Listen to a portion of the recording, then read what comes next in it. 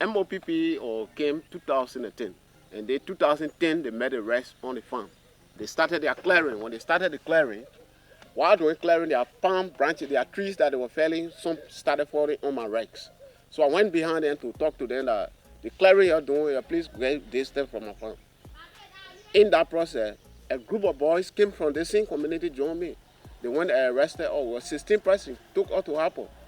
Why concession have to come, then we'll go behind them to tell them, say, don't do this. The second manager came called Kwakuba.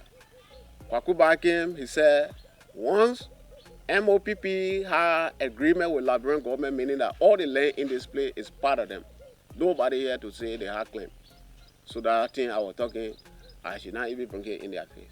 So they went ahead and started planning in the farm.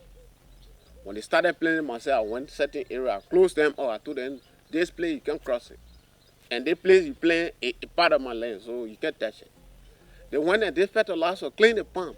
Harvesting time, I put stop to them. That's the time they and myself went into the first crisis.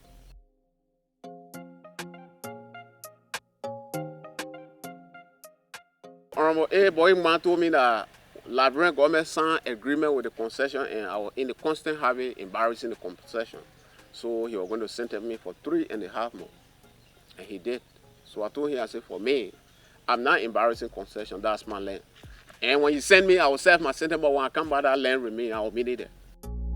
This is the boundary between Saturday website and the concession, MOPP. As the banana bush go, that's the boundary. This is my tree and this is their tree. When I came, I started working on my farm. From that time up to now, sometimes they will go their harvest store because I boundary between they and myself, they will enter my farm, they will go and harvest the palm. I complained on that several times. It was in 2019 or 20 something like that. I even wrote them, they brought reply to me, I get a copy. I wrote them when that issue happened. They said they were going to get back to me up to now. So they learn every day, every year, the company will complain only that they learn for them, they want it.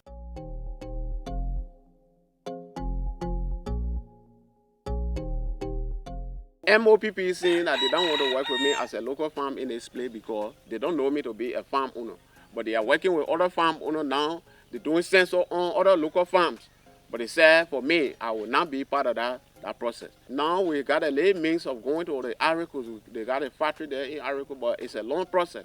But no way to carry the palm, nowhere to carry it. So we're forced to go on that long process. MOPP is a company. It's a big arm of government. Yeah. So at the end of the day, if MOPP will have problem with an individual, for me, I listen to it, we go through it, but actually I can make decision. So until they can reach decision, then myself when it get to me, then I can make my part of the decision. MOPP is a big arm that helping government financially. So at the end of the day, for all we are organization that fall honor MOPP.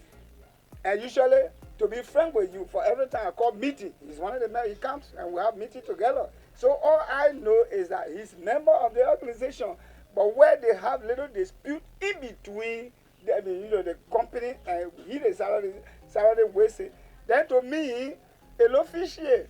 So that as for me now, as head of the organization, to actually come and dictate to MOPP, I look at it to be something difficult for myself.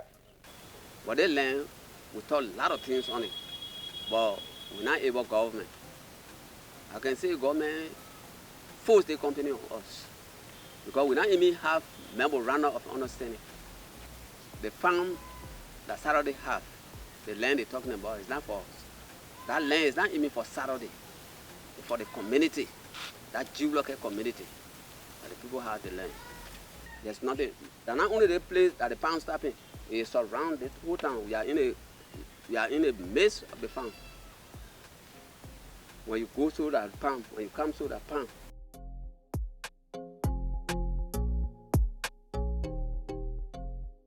I'm not going to do it anymore. To compromise with them that they should take my land. Because for one part, they intended doing it, and because of the tension myself, I told them that I agree. But now I'm looking at other things to come. If I give the land tomorrow, the same company will be friendly with me today. When they take the land from me tomorrow, they might say, we not need your service. They intended doing it. They told me they wanted to give me work and all. I told them, no, I don't want to work. It's better to maintain my piece of land than to work with the company. Everywhere the company go to have meeting, they carry my name. And that is a threat to me. So what they doing, let them stop. The land belongs to me, it don't belong to the construction. Every time, sometimes they will bring threatening remark, be saying other things, will take him to jail. When he not leave that land, we'll do the other thing to him. Let them stop that. Sally is simply defending his rights.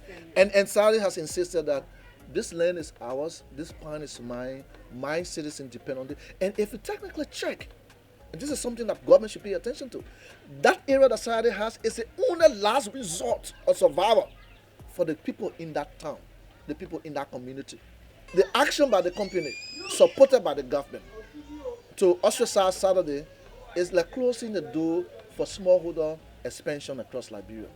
Many Liberians who want to get in smallholder businesses, but the way Saturday is treated, if they sell that, if they read about it, it's definitely going to quench their desire inside to get into smallholder businesses. And I think smallholder businesses is a gateway for communities to get some kind of income from whatsoever resources that they will get involved in. And I think Sally has been mostly, he's gone to jail more than 3-4 times. He has been caught more than 4-5 times. And every time he's vindicated because there's nothing they can prove against him. So I think the government needs to take action on such situation. And Sally needs to be a hero. I call him the hero of the Southeast.